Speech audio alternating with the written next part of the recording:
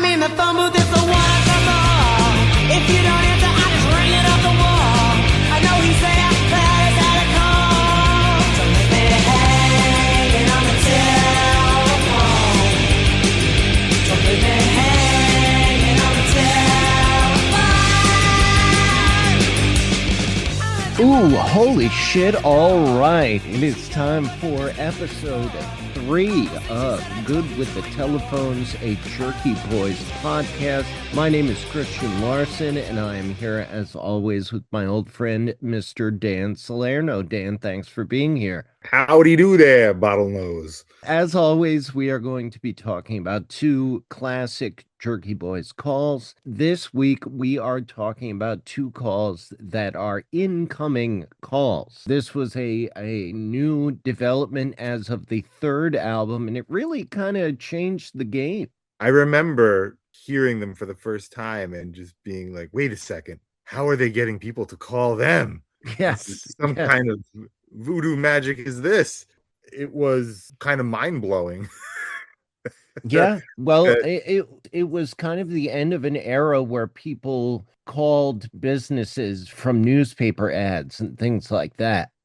Right. Yes. Like, putting ads in the newspaper, right? Yeah.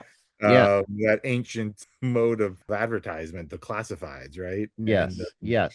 It's funny because I'm thinking back now, and the first time I ever heard prank phone calls where the callers were calling to the prankers, it might have even been that. You remember the Touchstone terrorists? I've heard some of their stuff. Like a lot of things, I'm kind of a Jerky Boys fanboy where I shun other ones because you accept no imitators. Yeah.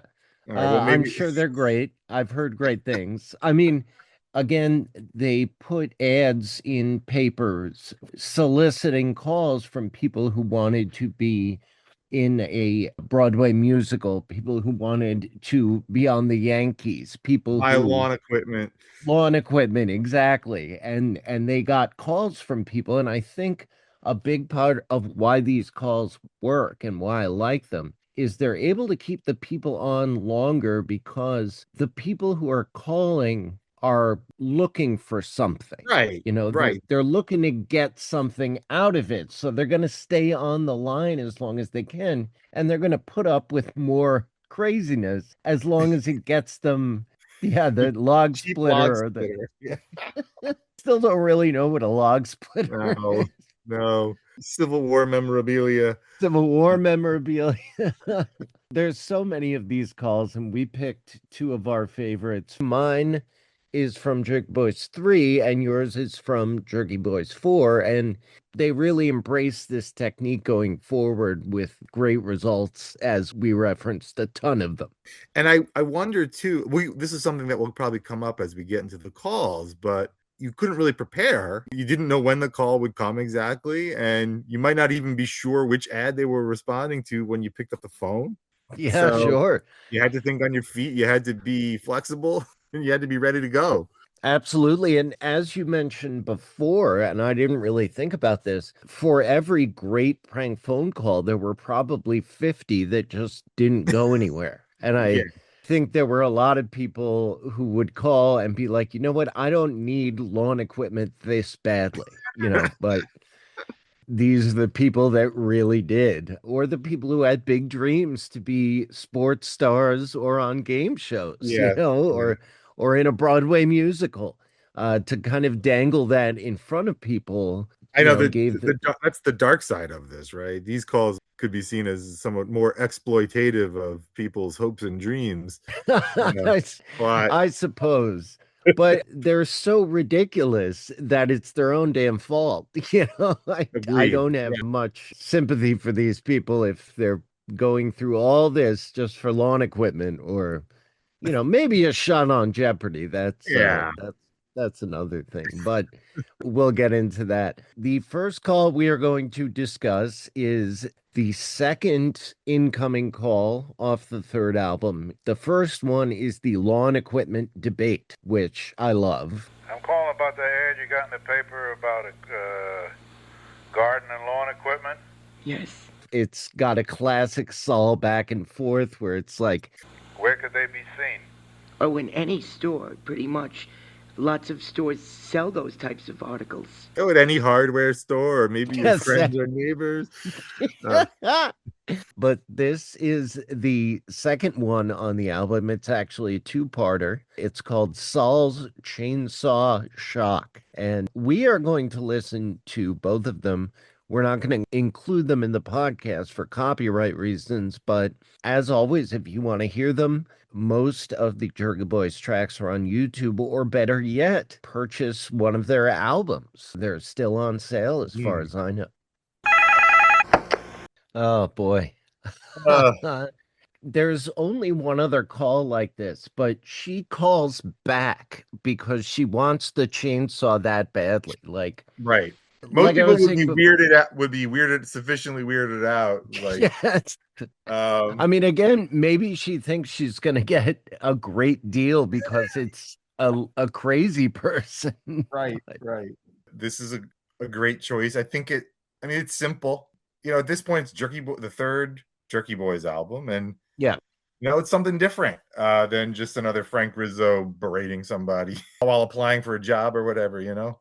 Yes, it's Saul at his weirdest, which Yes. I love. I love when Saul gets weird and well, he's in shock after all. of course. I don't know. I'm sure you have some things you want to say about this. You picked this call, but I think we should start with the very first few seconds of the call, which is really interesting to me. Like when Johnny first comes on the line, I'm curious if you hear what I hear in like the first couple seconds when he answers. Hello? Hello? Hello? Hello? Yes, hi. I'm calling about your ad. Yes. I'm interested in the chainsaw. Yes.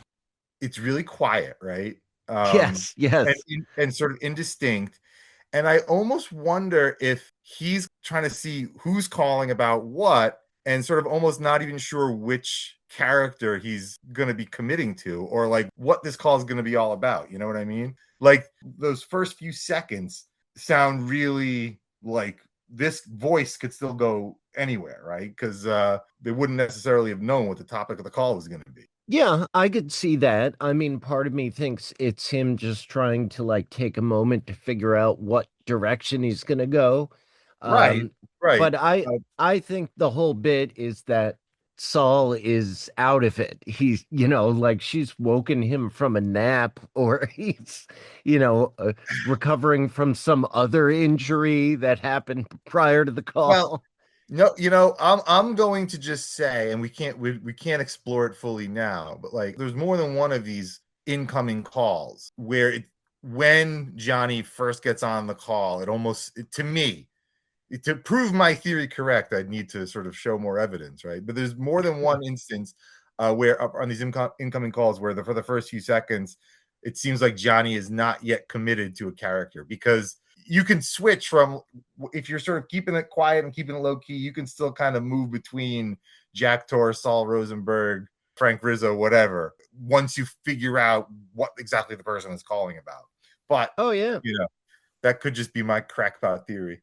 No, I mean, that makes sense because there are times when there's that's where you get Mike DeRucci, or, any number of characters that kind of exist in between Jerky Boys' character. Right.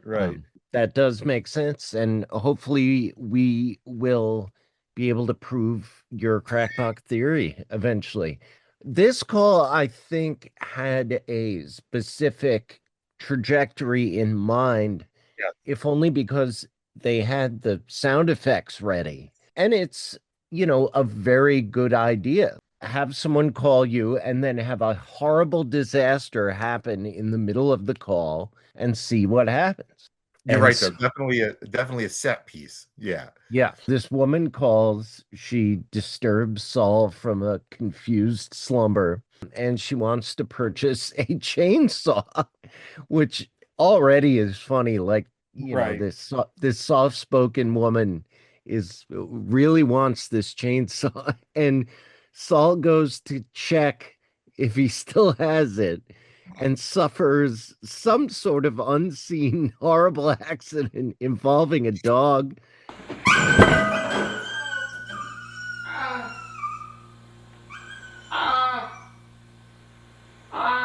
Are you okay? My dog was very unhappy with that dog in distress sound effect. Oh my goodness. I mean, really got him agitated. it's really a sad sound, but he, he comes back to the phone after whatever happens and he says, "Oh Christ," which is always one of my favorite Saul Rosenberg catchphrases. That's interesting. Oh Christ. I'm trying to think of another time when Saul uses "oh Christ," because when I think of the use of that word, I think of Frank Rizzo first. Christ, I can't count on you people, etc. Yeah, I mean, and it's certainly not the first expletive you'd expect from a an old Jewish man, but just the inflection of it reminds me again, like I mentioned a lot, of people I knew, or Yeah. I know that I interacted with someone as a child who would say, "Oh Christ." For sure. Yeah. Yeah. And she's like, "Are you okay? Blah, blah, blah." And all of a sudden he's better. And he says, Don't be sore at me, okay? All right. Just give me 10 minutes. like she's gonna be mad at him Right. for having an accident. Right, exactly. Right. I mean, that's Yeah. just this is a person who's endured a lifetime of verbal and physical abuse, from ball game beatings to motorcycle accidents. Saul Being tied is to the a pier. Saul contains multitudes, Yeah, truly. yeah. So that call ends, and she calls back later and asks if he's okay, and he says, I took a terrible tumble. Oh my goodness. there are so many great lines in this one. Yeah, terrible tumble is so good. It reminds me of something I can't think of what, but it's just a perfect Saul Rosenbergism. I took a terrible tumble. It really is. It really is. And again, it's a combination of great wordplay and delivery. Those make for the best lines. The woman who calls back finds Saul in a very different place. He's sitting in his chair with his foot dangling off the edge of the chair, and he could see a bit of the bone coming through. He's smoking and his pipe or whatever. He feels wonderful. Wonderful. I love that choice of words because he's in shock. Yes.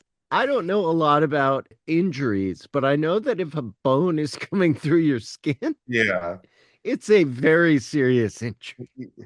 Yeah. And the caller, to her credit, she seems genuinely concerned about him. You think you should call a doctor, maybe? Oh, no. No? No, I'm okay now. All right. Yes. She offers to, asks if he's all right, asks if he has help coming, Yes. Call a doctor. I mean, but the fun, you also hear these moments where her eye is also on the ball, right? About the chainsaw. Yes. I'm still interested in that chainsaw. Yes.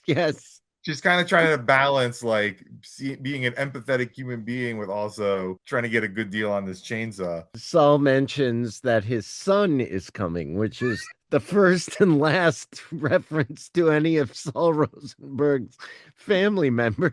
Except for the ones that attended the basketball game with him. That could have been no specificity there, just that they were laughing at him when he was beaten on the Jumbotron. Oh, God. That is a great Saul Rosenberg call, and probably his most brutal humiliation from any of the calls. But we'll get to that eventually. Again, Saul is smoking and watching television. I feel wonderful. I'm sitting and smoking and watching television. Feeling wonderful.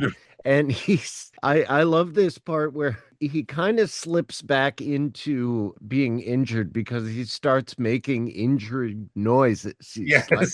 Call about that call when he comes home? Oh, Should I wait? Or leave a phone number? It's actually right after she brings it back to the chainsaw. Like he's talking about how he's shocked and feeling wonderful, and smoking and watching TV. And she's like, okay, well, what about the chainsaw? And then all of a sudden, the grunting starts again. Yes. The euphoria is wearing off. Back to reality, back to the lawn equipment. And he says he's just rubbing it down. He's got a tingler. He's got tinglers. That's a very Saul Rosenberg way to find injury. Oh, yeah. And then she offers to call an ambulance, and he gets very defensive. This is probably my favorite part of the call, yeah. Do you want me to call an ambulance? Oh, no, don't you be so troublesome toward me. No. He tells her, don't you be so troublesome toward me. You're leveling all sorts of charges at me. That's leveling all sorts of charges at me. Please, I don't need that. Like she's somehow being accusatory by offering him help. This is something that you do see in Saul Rosenberg calls once in a while, like frequently, this kind of prickly defensiveness, you don't have to be so angry at me or yes. Hurtful. So hurtful, right? Well, turning it around on the caller is or the callee, like completely flipping the relationship. It's pretty great. He ends the call by saying, "Don't feel sorry for me." And she's like, "Okay, I won't." Okay. And he says, "I'm a very sorry person." Oh, that's sad. I know. Poor Saul. Yeah. The caller says, "Okay, I won't." I mean, what would you say in that situation? But okay, I won't. Yeah, that's what you want. As long as it gets me that chainsaw, I don't care. Right. I'll agree to anything. She can't resist circling back one more time to really put in there that she still wants this chainsaw. Once the son gets there and helps him attend to his traumatic leg injury. All right, I'll call back later. Okay, well, you can call me back later. That would be beautiful. Oh man. But yeah, great call, and a very, something different that we hadn't seen from the Jerky Boys to this point, which is one of the reasons why it stands out. Yeah, for sure. I mean, by this time, the Jerky Boys kind of needed to try something new, and this opened up a whole bunch of avenues for them. Also, this was around the time, I think, that the MTV VHS tape Don't Hang Up Tough Guy came out around the same time as the second album. And that introduced them hosting a New York City tour bus, calling payphones in Times Square, doing the voiceovers at a supermarket. Yeah. I mean, the sky was the limit for the Jerky Boys. And I think branching off like this was a really good idea.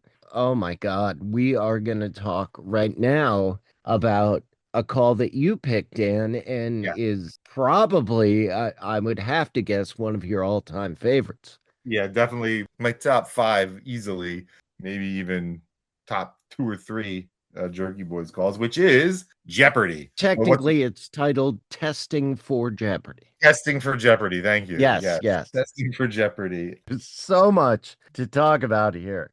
A very dense call. When I was listening to it again for the, 4,000th time, I was thinking about there are some movies that are really the sum of their parts. They're a series of bits held together by a loose plot. Movies like Blazing Saddles or Anchorman or Wet Hot American Summer. You can judge them based on how many of those bits work. Some of them don't. The best ones, the vast majority of them do. And this call is a collection of bits, and they all work. That's a good way of putting it, yeah. It starts off, and I think that the beauty of this is that Frank Rizzo, or whoever he's supposed to be, a talent agent for Jeopardy.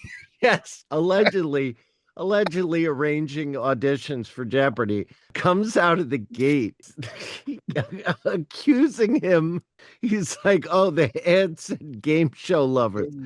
It shouldn't say lovers because I didn't print the word fucking lovers. I was calling about the ad for game show lovers. Yeah, game show lovers? What's a game show lover? What are you talking about, game show lover? It says now taking application for all TV game shows.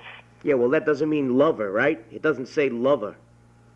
Oh, that's what it says in the ad. No, it shouldn't say lover because I didn't print the word fucking lover. That sounds like pussy shit to me. Yes, yes. Like in the first 10 seconds of the call, this guy who you're calling because he put an ad in the paper, looking for people to audition for Jeopardy, is cursing you out. Yes. Because of the way you described the ad.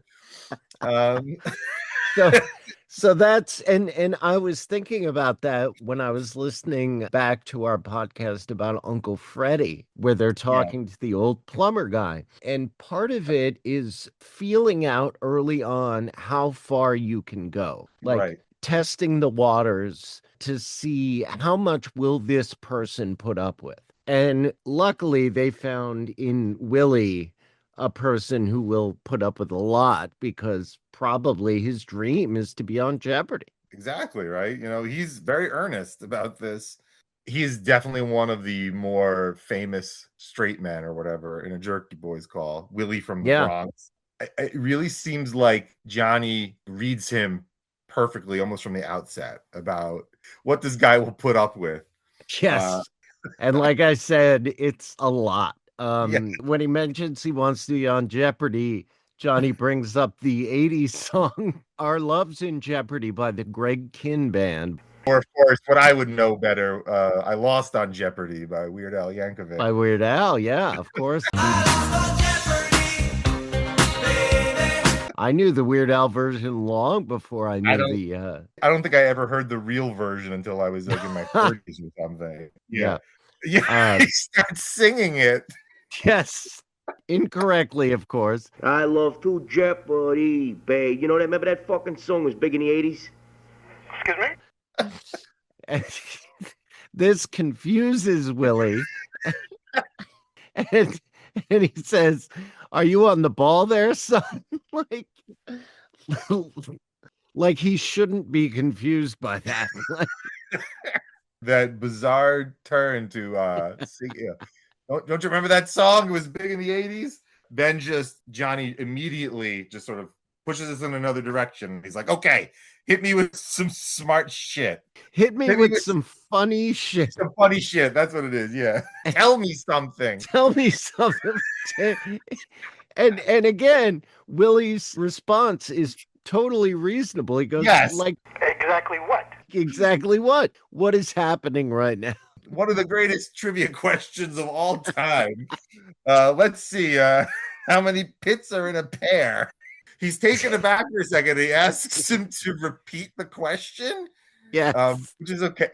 Also a perfectly reasonable thing to say. Yes. Again? Yeah. To which he was this talent agent for Jeopardy says, what do you got? Corn cobs between your ears, son? I think maybe my favorite moment from Willie, he kind of stands up for himself a little bit. He does a couple times in the show. He's like, no, I do not. Yes. This line again kind of hit a nostalgic nerve for me because I remember being a kid and my grandparents telling me something and I say, what? And they're like, what do you got, cotton in your ears, kid? Right. Yeah. They never said corn cobs because that wasn't a thing. It actually makes no sense to say, what do you have corn cobs between your ears? It makes no sense. So not only is it insulting, but it's also like, yeah. And then comes another trivia question. Well, he has to repeat. No, he has to. He repeats it. Yes. Pair, and God bless Willie, but he does not seem like Jeopardy material. No, definitely not. In the answer to the question of how many pits are in a pear, Willie then finally answers 2. You know damn well there's much more than 2 pits in a pear. Sir. Yes. More than 2 pits in a pear. Oh man. All right. Sorry. Yeah. Oh, no, every no. line And in this call is good. I know. So Like the I second said, question, it is a series of bits and they're all home runs. The next one is What's the difference between an apple and a peach? what? there's a lot of differences between an apple and a peach. Yes, of course, of course. Um, This isn't a Jeopardy question. No. It's like an essay question. Right. Yes. It's funny because Willie rightfully kind of objects to the open-endedness of the question, but he does so in Yeah. a very funny, strange way where he says, Yeah. It all depends on where they grow in. Which opens up a whole nother discussion. I mean, this is getting very academic here, but Right. this is where we hear the buzzer for the first Wrong. time. Wrong, because they both have pits. I'm hoping that they didn't add this in post, which they very well could have. Right. But I love the idea of just like this poor guy, like buzzing him wrong. The funny thing about that answer is, of course, that he asked them what the differences were. Right? Yes, not the similarities. I mean, it's absurd. Could it be that this talent agent for Jeopardy is not quite on the level?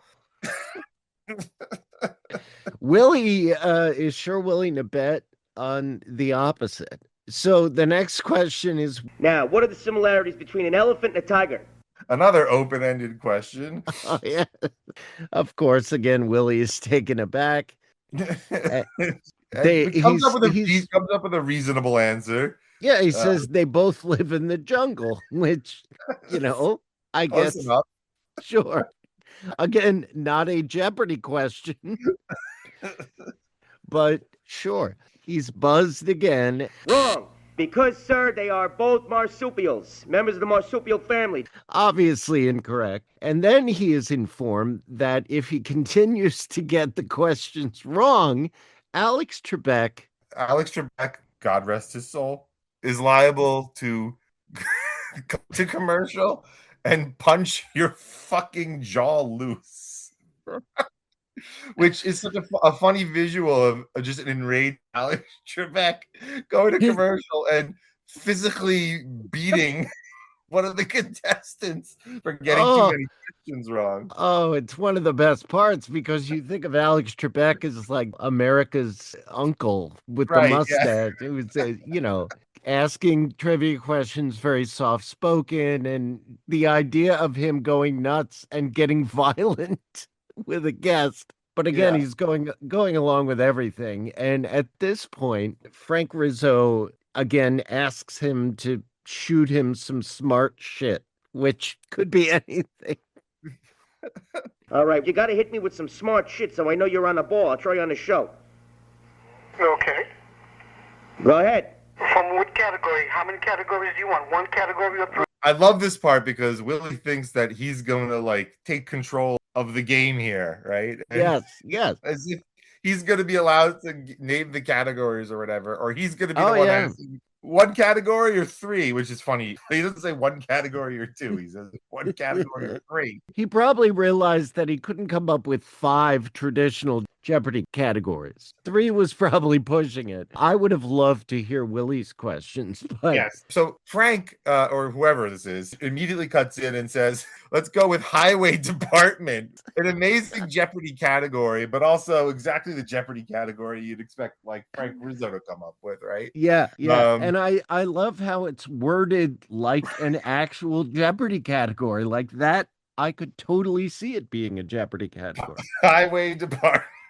Highway department. And Willie seems to like this category, and you're right. So he starts to try to ask a question, and this is one of those just things that, like you said, you would have loved to hear what it was. It's lost to time forever. But he starts to say something like, which state has the most? Willie was going to ask him some kind of question about which state has the most highways per, whatever. Or snow plows or whatever. Who knows? It gives you a little bit about Willie. He must have some history with municipal work of some kind or something, Sure. Up in the Bronx there. But of course, Johnny immediately cuts him off and does my favorite bit in the entire call. And begin. Sir, Yes. tree falls in the road, over the Palisades Parkway. How many men are dispatched to get that tree off the parkway? It's about the Palisades Parkway. Something that How I need many- to drive on to get to your apartment up in something New York. I whenever I go back to Jersey, we drive down the Palisades Parkway. It's lovely. It's horribly dangerous, like all of the parkways in New York State. Again, it's a question that has a specific answer, at least. But how would anyone know? Like, what On Jeopardy, right? on Jeopardy? How many Tree men? falls in the road over the Palisades Parkway. Yeah. How many How men many are men are dispatched? Unless you're a member of like the New York Highway Patrol, how would you possibly know the answer to that? It's The great. best part is that so Willie gives an answer, a confident answer that is not even responsive to the question at all. This is why you can't plan for something like this in a prank phone call. No. Because you've got a great idea for a prank phone call, but you also need the best possible person to prank, right? Yeah. And you got it in this. It's like a perfect 1 in a million thing where you have the perfect premise for a prank phone call and the perfect mark for it, right? Yeah. How many men are dispatched to get that tree off the parkway? 15 minutes. And I believe he gives him the buzzer again. Yes. 15 minutes. Time is up, sir. You understand me? You cannot take that, and you're forgetting. You're forgetting the answers. You're forgetting the answers. Like, is he supposed to have memorized the answers? He's told that with coaching, he could go. Right. All you need is a little bit of coaching, a little bit of briefing. At I'll this I'll point, throw you on the show. Get on the ball. I'll throw you on the show. at this point, things take a bit of a sexual turn Yes. because Yeah. he starts asking what he looks like. He asks him if he has a pair of floppy tits. Yeah. No, the funny thing about the Jerky Boys, just to interject real quickly before we get to this part, they do have this kind of reputation for being adult humor, but actually, like a lot of their best stuff, in fact, most of their stuff, aside from the swearing, is kind of innocent. It's Sure. It's a PG-13 at most. It's not super raunchy, which is one of the reasons why I like it, why it's funny. And this call kind of takes, for the Jerky Boys, the first half of this call is something you could play to anybody. And as you said, at this point, it takes this sort of bizarre, like raunchy turn, which, it's not what I like best about the Jerky Boys, but it still works in this call, right? Because Sure. it's so I mean, strange. as somebody who made a lot of prank phone calls back when you could make prank phone calls, Right. back when people actually answered the phone, at a certain point in a call where you think this person will go along with anything, you try something crazy. You drop the bomb because you're like, all right, let's test it out. And after asking him what he looks like, if he works out, if he has floppy tits, he tells him He likes contestants on his show that are in shape, As long as you don't look like a big barrel ass or a porker or something, No, I don't. That's another thing I love to picture, like Alex Trebek. No way that person could come on my show. No way you're going to let that fat ass be on my show. Yeah. Yes, as if weird looking or overweight people were never on Jeopardy. Right. He says if you look good, he wouldn't mind throwing a fuck on you myself. And that brings us to one of the classic Jerky Boys lines of all time. Me, I don't give a fuck. A hole's a hole. As long as there's a little heat in there, I don't give a fuck. A hole's a hole. As long as there's a little heat, I don't give a fuck. Oh my God. And you're right. It is, as someone with refined tastes, not really my type of humor, but you have to admire the audacity to drop a line like that. Jesus. At this point, it does start to kind of get to Willie. He asks a question which I wish more people would ask Frank Rizzo or whoever this question. Which is, Can I ask, why are you yelling and screaming and cursing? Yes. And that line is no more relevant than in this call where he is supposedly conducting interviews for a game show. Like, why? Why would this person be so incredibly foul? Why? and then Johnny gets to turn on the umbrage, and act Oh all yes, yes. We talked about this last week, the defensiveness where they again turn it back around on the other person. Yeah. Um, There's almost a little hint of Saul Rosenberg in this response where he's like, "Oh, geez, string me up," you know. yeah, string me up from a tree, the way you're talking. I'm You a New could picture, Yorker. I'm a you New could, Yorker. Yes, that's a good yes, excuse. I'm a New Yorker. And something I'm sure we'll talk about later, which is, you know, Johnny's one of his gifts is his bizarre neologisms where he makes up these words or whatever. Is there something wrong? I'm a New Yorker. What do you want me to sound like, a fucking paradiddle or some shit? I think is an actual word, but I don't know. Oh, it is. It's a it's a grammatical term. Paradiddle is a fundamental drum rudiment. Oh, it's a term from music. It's a term Oh, he's it not. is. Yeah, It it's a is.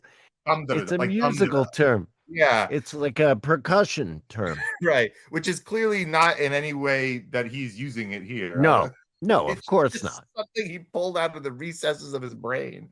Yeah. Um, And after this defensive rant about how he's a New Yorker and what do you expect me to talk like? He goes, "Are you kidding me?" Like really putting Willie like on the spot. Are you kidding me? No, I'm not kidding. it got missed because there's just a million jokes a second in this call. But before we get to the very end, I just have to talk about how much I love where when he's asking him if he, if he's in shape or whatever, and he asks him if he exercises, and Willie's response tells me everything I need to know. He's like, he says, I exercise very well, Yeah. not a whole lot. And I love it because what Johnny somehow read this perfectly. This guy, this is like a fat, out of shape guy, right? Because nobody who actually exercises says that they exercise well, but not a whole lot. And I don't know. I love that part. Me too. At this point, like with many of the great calls, like we've talked about in the past, like Uncle Freddie, Saul's glasses. Yeah. Like Uncle Freddie, like Saul's glasses. It's been a wild ride, and they just want to take it home. Right. So he's like, it sounds like you're hungry. It sounds like you're late for lunch. I want to keep you from your fucking meal. Keep you from your meal. Yes. And That's it. And no number. Doesn't leave no information exchanged.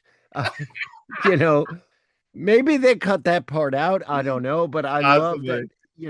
He's just like, all right, we'll talk later. Willie will probably call back. Who knows? Yeah. I feel like if Willie had called back, we would have heard about it. But yeah. And I picture him just like the call ending, and he must be thinking at that point, like there was no progress of any kind made towards an actual audition or anything like that. Just a lot of verbal abuse. Harassment.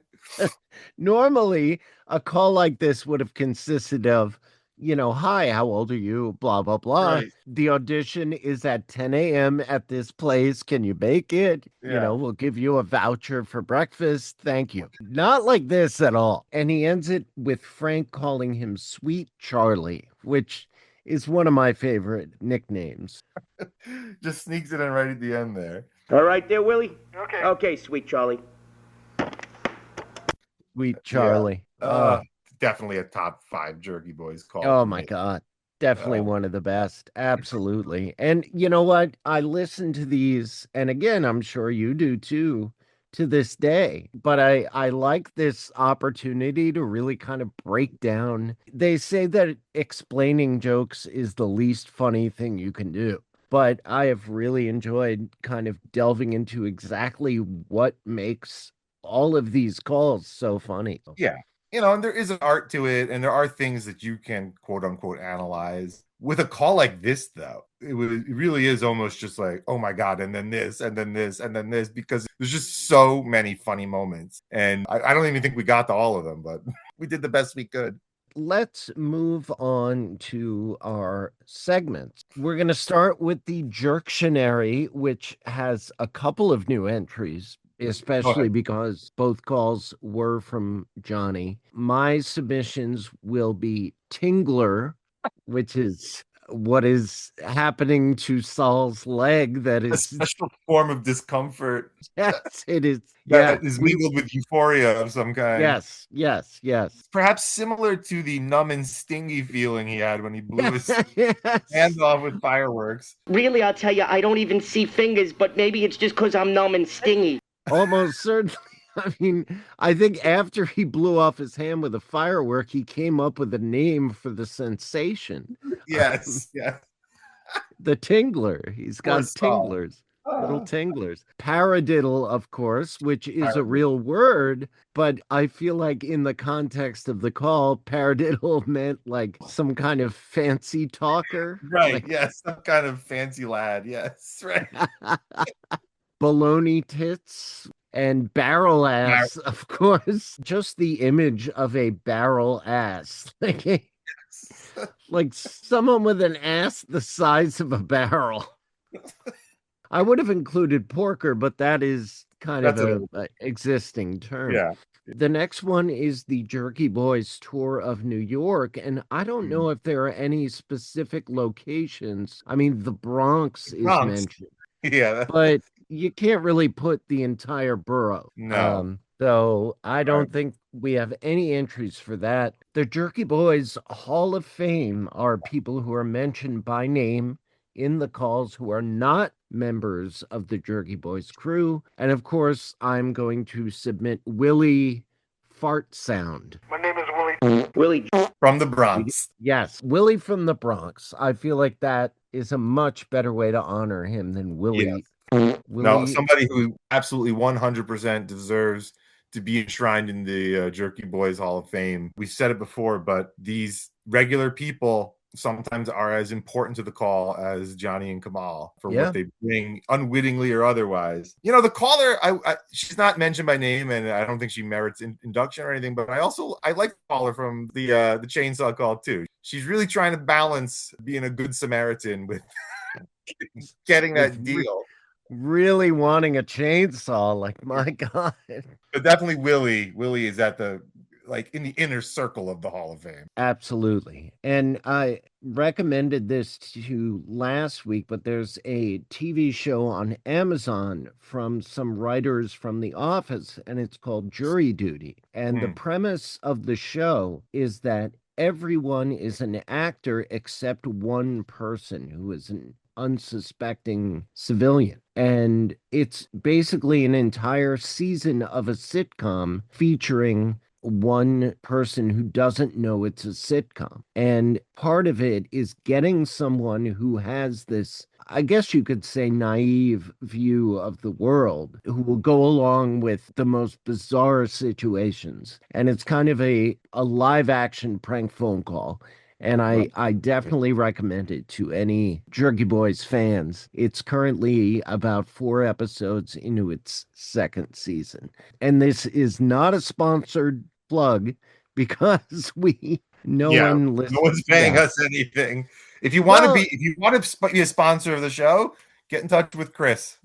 Yeah, go ahead. I mean, honestly, we've gotten a really great response. I've gotten people contacting us after 2 episodes, people who are part of the Jerky Boys kind of inner circle, which is crazy to me. I don't know. We might start having guests in the future. We'll see how it goes. But yeah, my sister really likes it too. So that's something. Oh, yes. My mom is a fan, but she doesn't like the cursing. Before we get totally in the weeds, we have our injury report, which gets our first entry this week with Saul's terrible tumble. Yes. He trips over a dog and down a flight of stairs. He gets, is it called a compound fracture? Is that what it is? Right. When the bone comes through the flesh? Right, like Joe Theismann. Yeah. Yes. He's in shock. He's smoking. Rough times for Saul, but it only gets worse. Not the first time, won't be the last. No, certainly not. Certainly not. All right. Well, my goodness, we've had a lot to work with tonight. Dan, thank you so much for chatting with me this evening.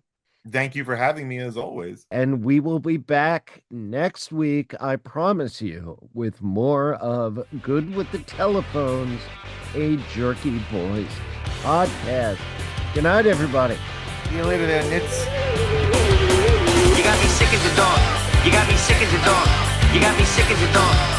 I can't have that. You got me sick as a dog. You got me sick as a dog. You got me sick as a dog. All right? Yeah, is this the restaurant? I was there a little while ago with my wife, and we ate some of them